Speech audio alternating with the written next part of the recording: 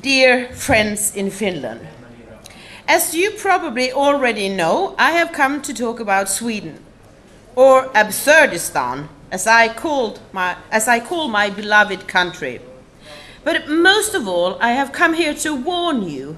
You, the Finnish people, must do everything in your power to stop Finland from going down the road to destruction that Swedish politicians chose so many years ago, and the consequences of which we now see the magnitude of. You still have a chance to save Finland, but you must act now and let people know how bad things are in Sweden. Few Swedes were aware of what the parliament decided unanimously in 1975, and I'm pretty sure, that so were the MPs who voted for it. It is kind of complicated to explain how Swedish politicians could decide that Sweden was not going to be a Swedish country anymore, but a multicultural one. But I will do my best to explain what I think happened. First, a bit of background. Up until the 1960s, Sweden had one of the most homogeneous populations in the world. Don't believe the people who tell you that Sweden has always been a country of immigration. That's simply not true. They talk about the Walloons who came in the 17th century, but let me tell you how many they were. 900 individuals. And they were highly qualified and soon assimilated into the Swedish way of living. Compare that to over 160,000 asylum seekers that came only last year. Many of them illiterate or with only a few years of education. And even those who have a higher education have big difficulties getting a job. It takes time to learn the Swedish language and understand the system. Immigration to Sweden started for real after World War II. Our industry was booming and we needed a workforce. So in the 1950s, we invited people from other countries to come and work in Sweden. And quite a few did. Mostly they came from Finland and the rest of the Nordic countries, but also from Southern Europe. It worked fine. They had jobs from the first day they arrived. They learned how to speak Swedish and assimilated well into our society. After one generation, you could not really distinguish them from the Swedes, other than by their non-Swedish surnames. Very few came from outside Europe. But in the late 60s, the union started to get worried that the Swedish workforce would suffer. So 1969 to 1970, there was actually a temporary halt on immigration.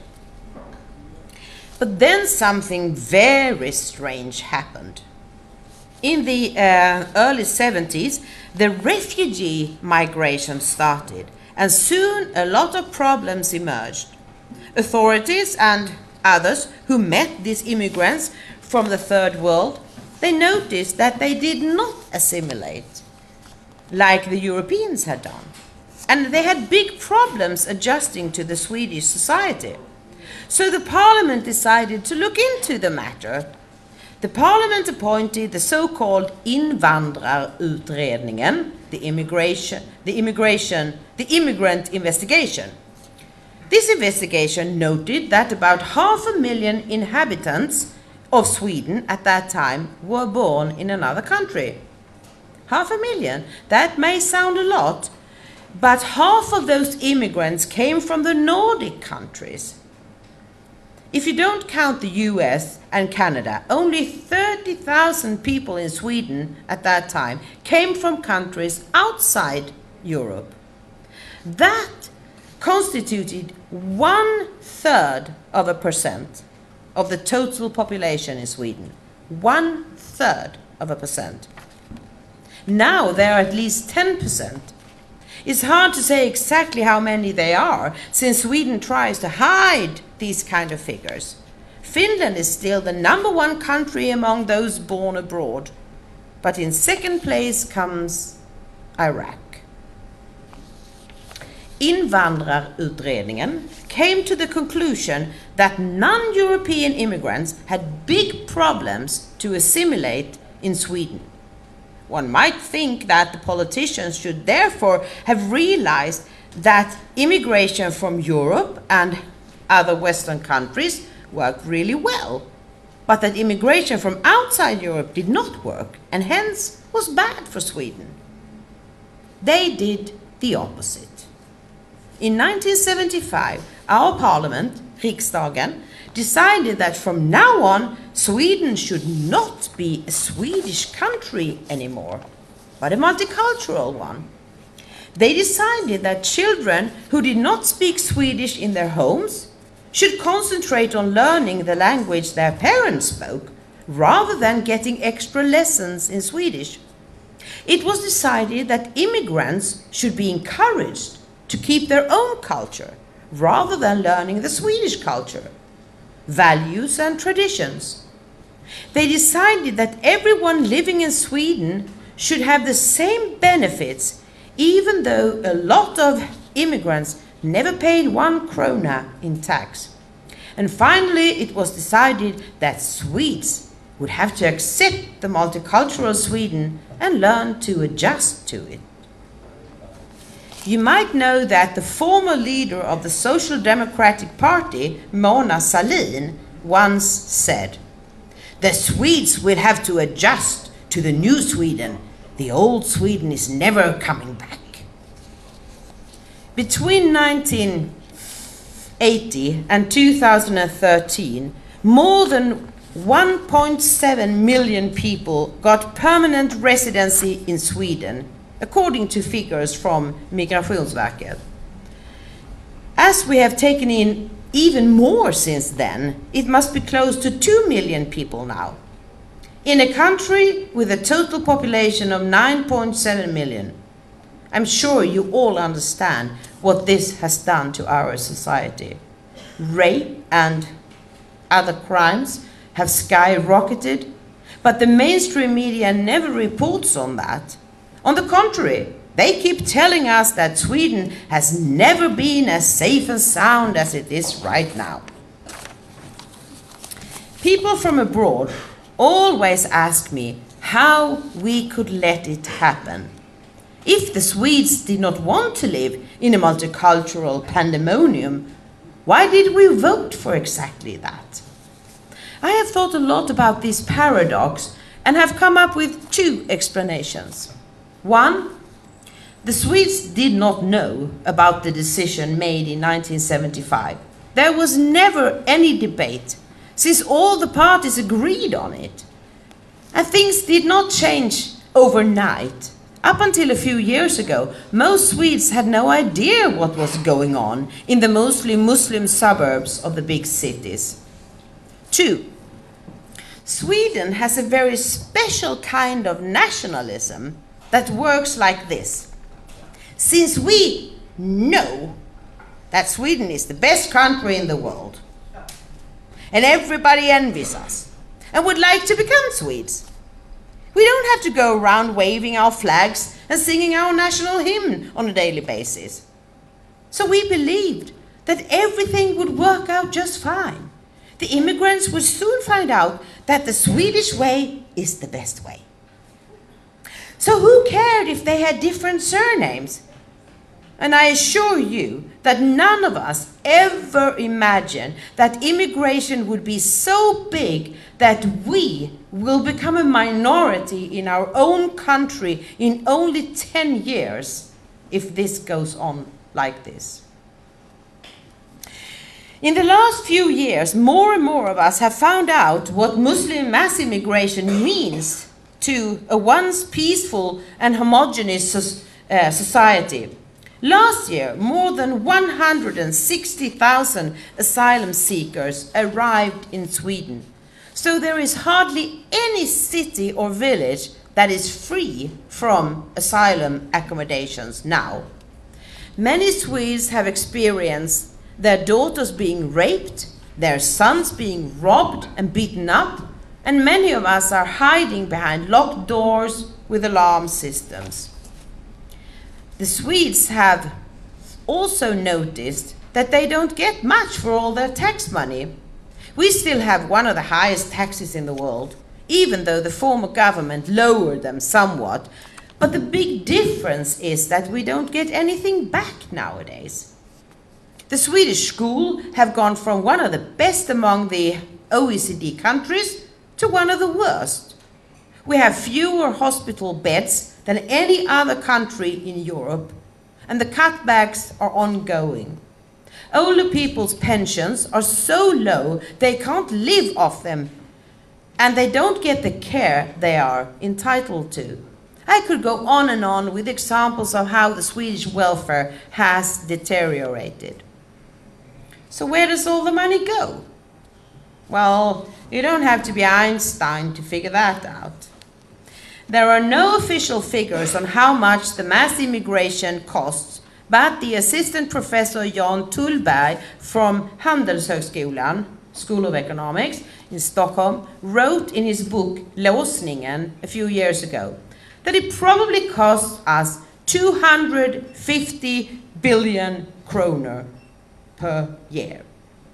That's about 25 billion euro every year. Tullberg makes it very clear that the argument the politicians use to make us accept mass immigration, that since we don't have enough children, we need immigrants to pay our pensions, is a fat lie. It all works like the famous pyramid schemes, you know, where everybody wins as long as new participants join the game. I can tell you that compared to the Swedish government, the infamous American swindler Bernie Madoff is a small trader. In Malmö, the city where I lived for 25 years, the Swedes are already a minority. Last year, I could not stand the aggressive atmosphere in Malmö anymore, so I moved away from a once lovely city. And I hear more and more of my countrymen talking about leaving Sweden, and that's not an easy thing for Swedes, who have always believed that they lived in the best country in the world. But where can we go? Just a few weeks ago, me and my colleague Conrad went to Åland to find out if that could be a good place for Swedes who want to flee the multiculturalism. We found a society that reminded us of Sweden 20 or 30 years ago. Everybody said that the best thing about Åland is the security. But to our horror, we understood that Åland could be on its way towards a Swedish disaster. Politicians there want to open up asylum accommodations and become as humanitarian as Sweden. Please, don't let that happen. Åland is the only other place in the world where everybody speaks Swedish. We might need to come there real soon as refugees.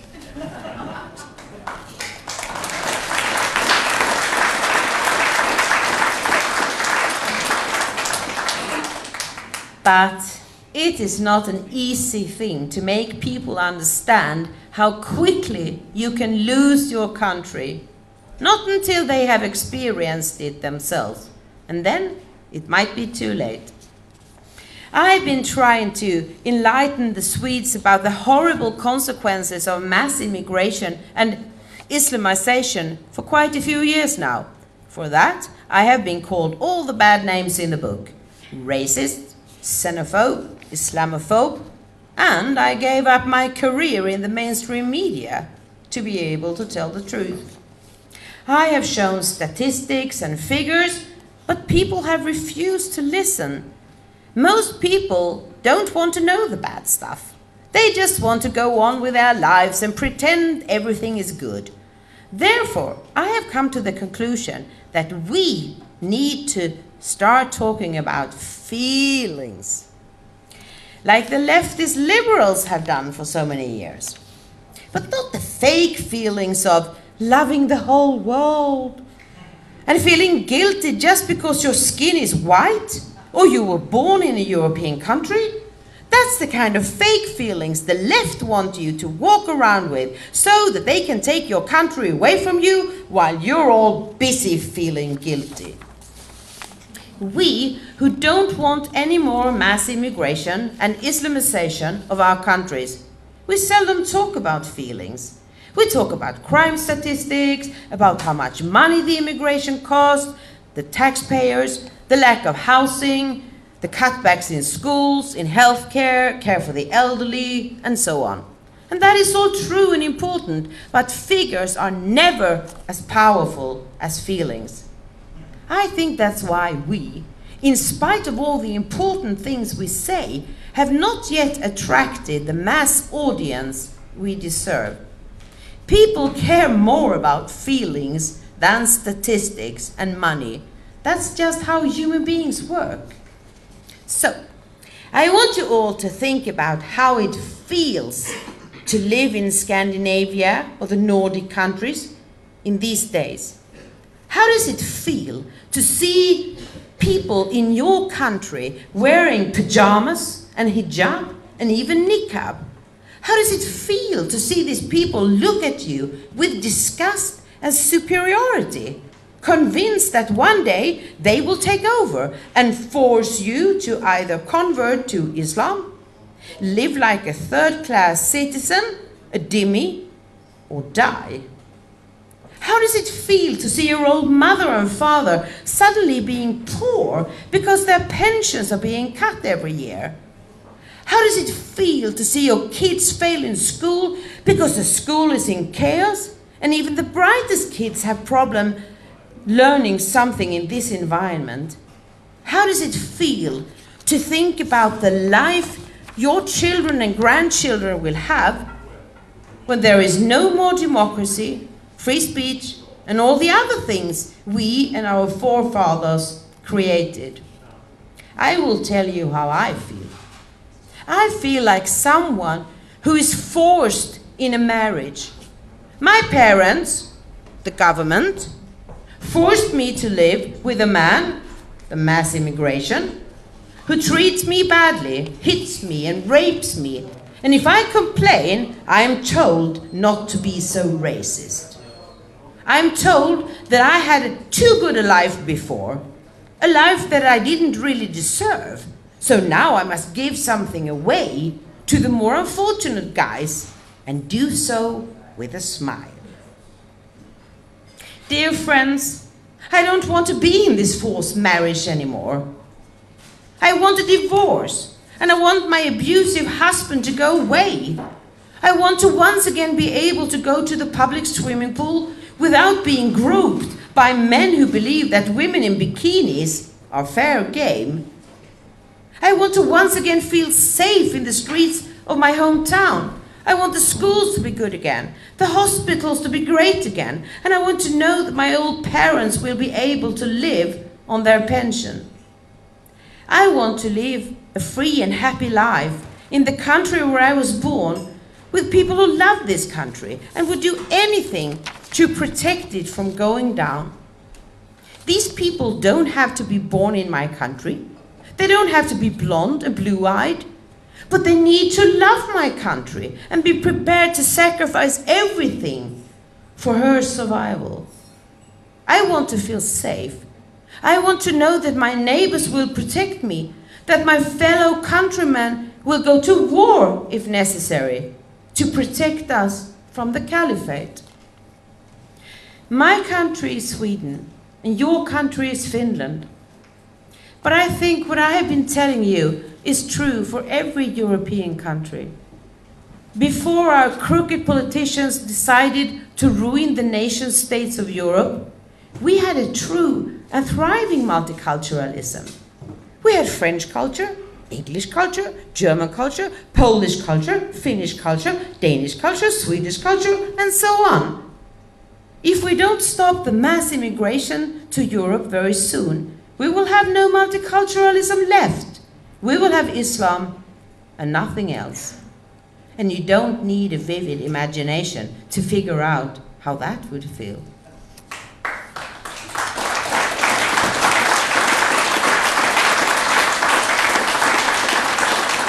So, let's start talking about feelings. Talk to your friends, neighbors, and co-workers about how sad you are, how you worry about the future of your kids, and how deadly scared you become when you think about the Islamization of Europe that is going on every day. I have a feeling many of them will listen and agree, and one day you might hear them say, just like you do, I want my country back. Thank you very much.